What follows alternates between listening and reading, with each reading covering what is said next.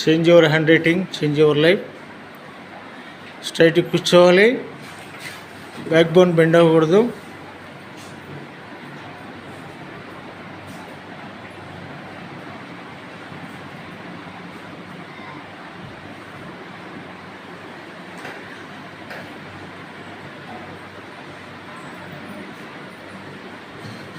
మనం బోర్డు మీద రాసినటువంటి బేసిక్ ప్యాటర్న్స్లో standing line, sleeping line, right slant, left slant, అలాగే కరువు ప్యాటర్న్లో round curve, left half curve, right half curve, అలాగే అప్ కరువు, డౌన్ కరువు, వాటిని మీరు చదువుకుంటూ రాయాలి.